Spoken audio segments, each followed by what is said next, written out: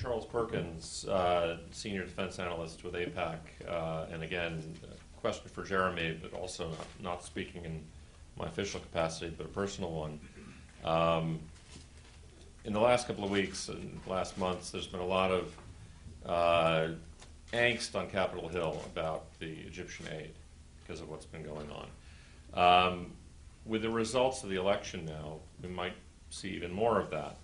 How does one square the circle of ensuring that the Egyptian military has the confidence to maintain a peace treaty, eventually perhaps developing the will to do what they need to do in the Sinai to establish some security, at the same time not providing them with so many new technologies through the U.S. FMF program that the Israelis become overly concerned about their qualitative military edge vis-a-vis the Egyptians.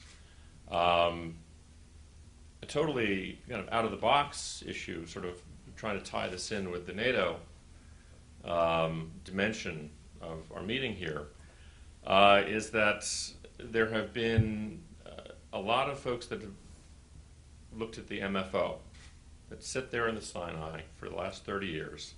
They have, as you know, a very distinctive role, a very circumscribed role in ensuring the Camp David provisions. Is there a role for expanding the MFO in any way? And certainly NATO would only do this probably kicking and screaming, but to create a more robust peacekeeping force, drawing on the experience of Afghanistan to establish some kind of security in the Sinai. Now, there would have to be a lot of provisos and reestablishment of various provisions of the Camp David Accords. But is there any role for NATO in terms of the parallels of instability one sees in Afghanistan and in the Sinai? I'll answer your question in sort of two parts. One, just to sort of back up, I think one less talked about sort of effect of the Arab Spring in Washington from a policy standpoint, especially on the foreign aid piece, is that it has uncovered what many of us sort of always knew, just by sort of covering it and being sort of involved in that, is that we give aid to Egypt for a lot of reasons, for regional stability, to foster positive relations with Israel, but we also do it out of our own interest. And so at the end of the day, when there's discussion about military aid, some of the biggest lobbyists for the continuation of U.S. military aid to Egypt on the Hill is our own military. And that continues, despite all that we've been through, to carry a tremendous amount of weight. And I don't see that changing at this time. To answer your question from the other standpoint is that you're getting at something that there's a huge need for.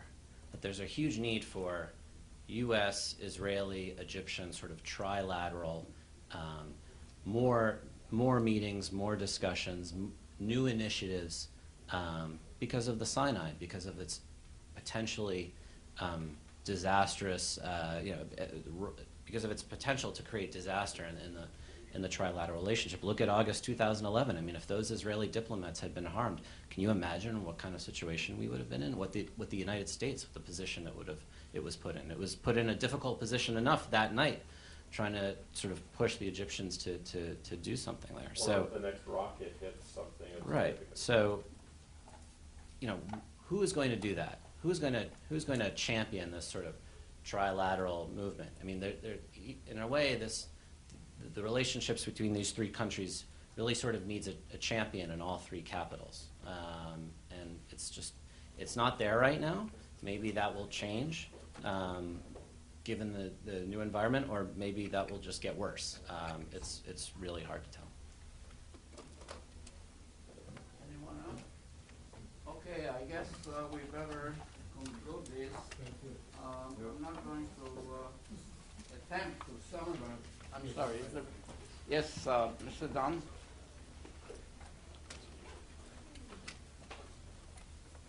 Charles Dahan.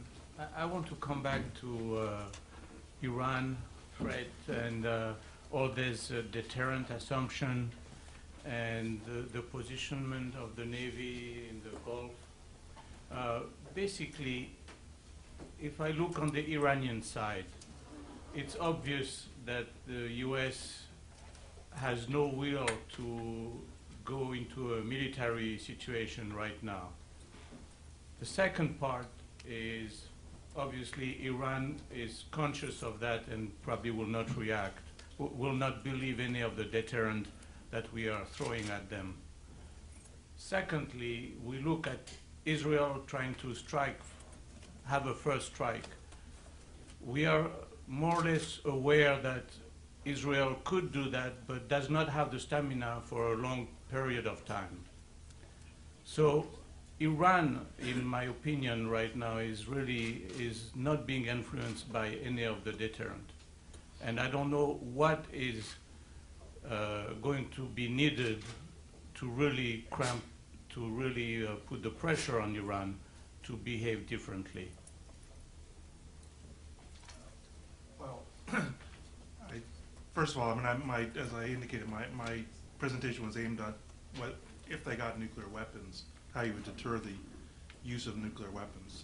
In terms of their capabilities right now, I mean, I don't think they are deterred because they're, to some extent, because they're not, I mean, Iran doesn't have very good conventional forces. I mean, it has conventional forces that may be good at denying us access to certain areas, but it's not going out and invading other countries or that kind of military capability. What it's doing is providing certain aid to terrorism that's below the threshold that we feel the need to react to, Israel reacts to when it gets to a certain level in terms of dealing with the people who actually receive the weapons. So I wouldn't say that they're not deterred.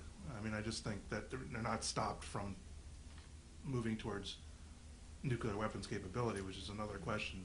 That's not a deterrence question. That's we're trying to get them not, we're trying to impel a change in behavior rather than a deterrence question.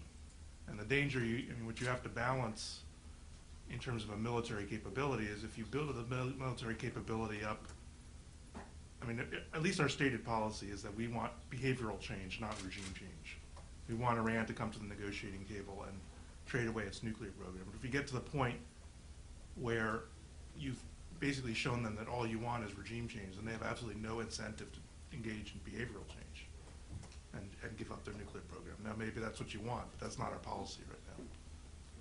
Just very, very quickly. I mean, I'm in fundamental agreement with you in that I think the administration did itself a disservice by having senior Defense Department officials make, kind of the public case against preventive action, because that, in a way, kind of disarmed we disarmed ourselves of kind of some of the leverage provided by the threats made by some of our allies, and also raised questions about our own willingness to do this if, once we put out the red line, we put out a red line saying we're going to do something which we made, publicly a case that we would never do.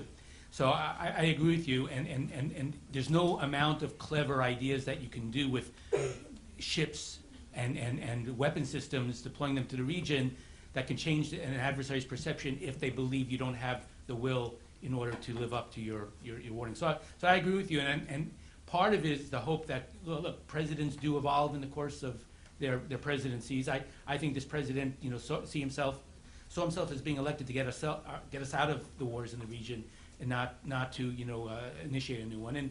And look, I don't think anybody really wants.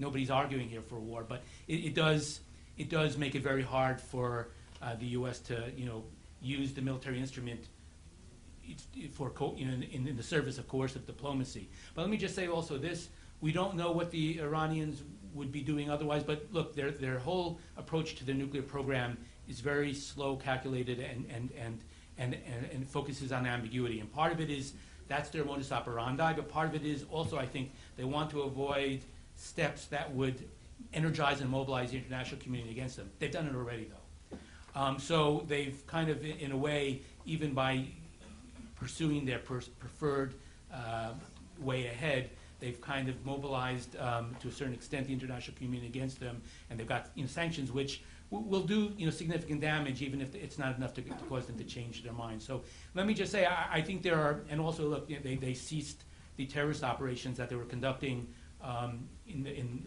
last year up to winter of this last winter, possibly due to the renewal of negotiations, in part. But it's very hard to know what they've been deterred from doing since we don't have insight into their decision making. But they're not doing certain things now that they were doing in the past. Maybe it's deterrence, maybe it's for other reasons. So anyhow, I'll just put that out on the table. Anyone else? Okay, I guess